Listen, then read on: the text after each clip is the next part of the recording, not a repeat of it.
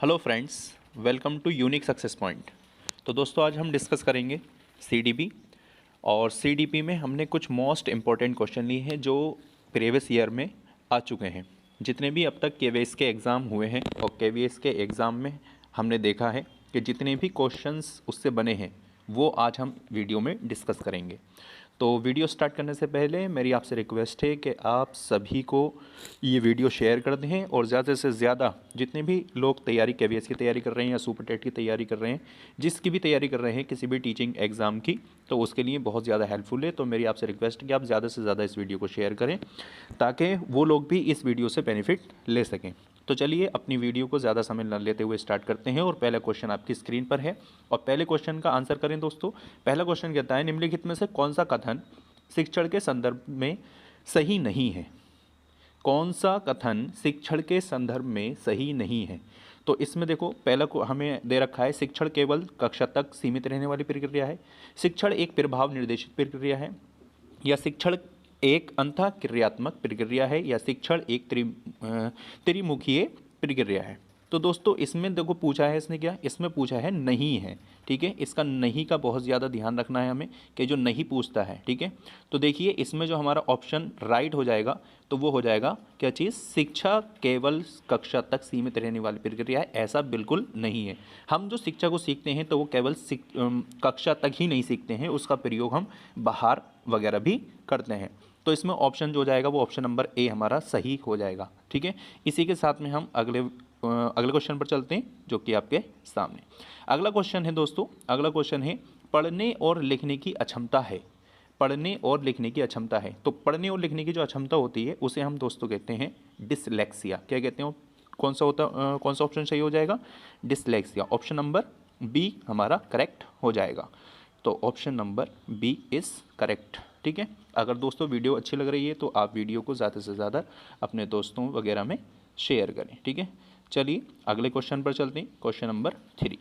Question number 3 है कि प्राथमिक विद्यालयों में मिड डे मील कार्यक्रम प्रारंभ करने का प्रमुख कारण है। तो प्राथमिक विद्यालयों में मिड डे मील कार्यक्रम प्रारंभ करने का जो मुख्य कारण है, तो नंबर पहला क्वेश्चन हमें क्या दे रहे हैं? पहला ऑप्शन क्या है? समाज विस्तार करना, नामांकन संख्या बढ़ाना, अध्यापकों का विकास, या रोजगार में वृद्धि। तो इसका सीधा सा उद्देश्य है, इसका सीधा सा उद्देश्य क्या है? नामांकन संख्या बढ़ाना, यानी कि ऑप्शन नंबर बी इसका राइट आंसर हो जाएगा। Option number B is the correct answer this question. ठीक है, यानी कि प्राथमिक विद्यालयों में मिड डे मील जो कार्यक्रम प्रारंभ किया है उसका प्रमुख कारण है कि बच्चों का नामांकन ज़्यादा से ज़्यादा बढ़ाना। ठीक है, तो इसका ऑप्शन बी करेक्ट हो गया। चलिए अब आगे चलते हैं क्वेश्चन नंबर 4 पर।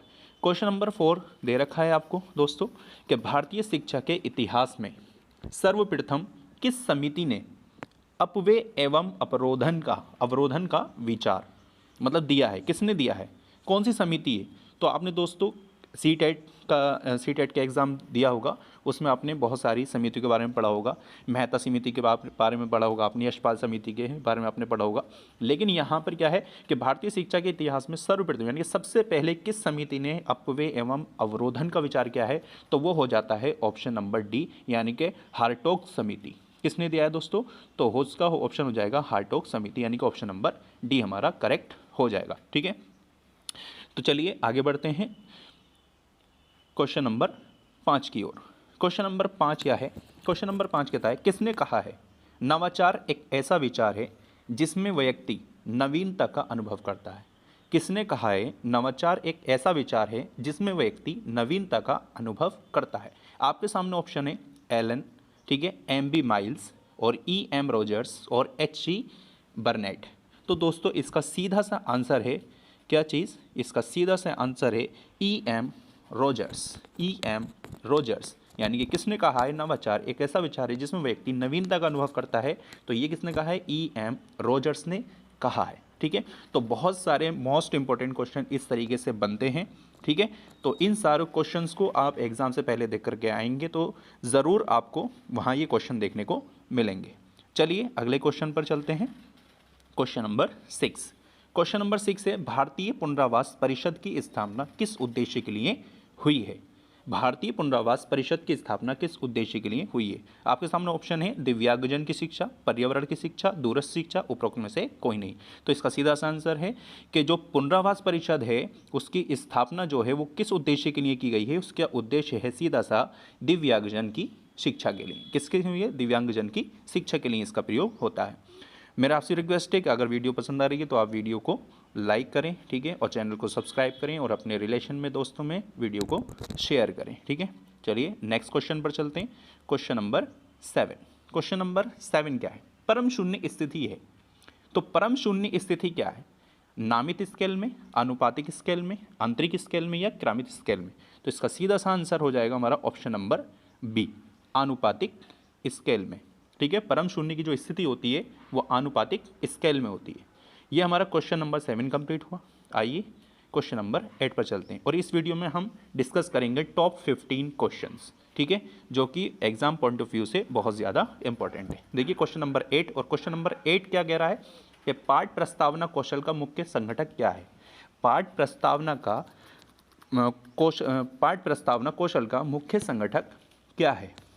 श्यामपट्ट लेखन, गृह कार्य, पूर्व ज्ञान या व्याख्यान? जैसा कि आप आंसर देख पा रहे हैं, ऑप्शन नंबर सी हमारा करेक्ट हो जाएगा। यानी कि क्या? पूर्व ज्ञान। पाठ प्रस्तावना कौशल का मुख्य संघटक जो है वो क्या है दोस्तों? पूर्व ज्ञान, ठीक है। इसका ऑप्शन नंबर सी करेक्ट हो जाएगा। चलिए अगले क्वेश्चन पर चलते हैं। Question number 9। क्वेश्चन नंबर 9 आपके सामने है। क्वेश्चन नंबर 9 क्या है? विकासात्मक दिशा का नियम सम्मिलित करता है निकट से दूर का नियम, या मस्तकाधुमुखी नियम, या ए और बी दोनों, या ना तो ए और ना ही बी? जैसा कि आप ऑप्शन में देख पा रहे हैं, ऑप्शन नंबर सी हमारा करेक्ट हो जाता है इस क्वेश्चन का, ठीक है। तो चलिए option number C is correct. क्या हो गया? विकासात्मक दिशा का नियम सम्मिलित करता है, तो दोनों में करता है दोस्तों, ए और बी दोनों हो जाएंगे, ठीक है। अगले क्वेश्चन पर चलते हैं। Question number 10। Question number 10 very important question से, बहुत ज़्यादा इंपॉर्टेंट आपका क्वेश्चन है, ठीक है। इसे टिक कर लीजिएगा। ये 69,000 भर्ती जो हुई है अभी, टीचर की 69,000 भर्ती हुई है, उसके अंदर ये आपको देखने को मिला था, जिसमें पूछा गया था कि हेरिडिटी जीनियस नामक पुस्तक किसके द्वारा लिखी गई है, ठीक है। बहुत ज़्यादा मोस्ट इंपॉर्टेंट है और इसकी पूरी आने की संभावना है, ठीक है।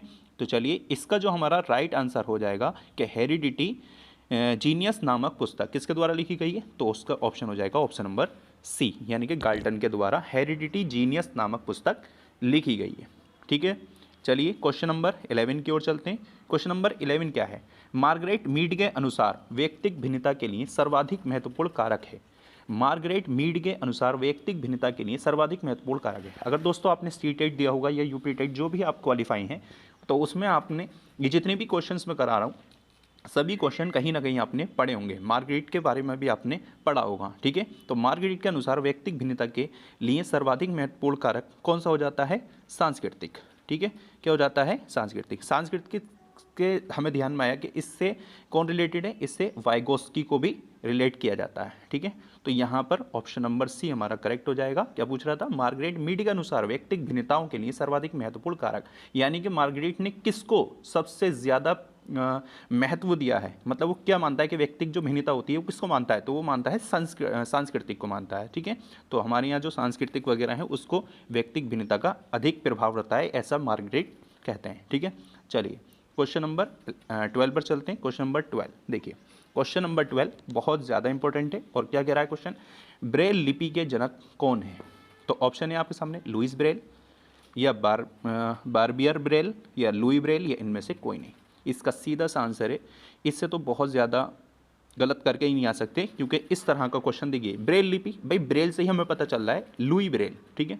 तो इसमें कन्फ्यूजन आपको कहाँ हो सकती है? ऊपर वाला जो ऑप्शन है वो इसमें लुइस, यानी कि उसमें सा आपको गिवन है, ये सा नहीं है, ठीक है। नहीं, आपको क्या है? लुई ब्रेल, ठीक है, उसमें सा नहीं, लुई ब्रेल इसका करेक्ट आंसर हो जाएगा। तो ब्रेल लिपि के जो जनक हैं वो कौन से हैं? कौन है? लुई ब्रेल, ठीक है।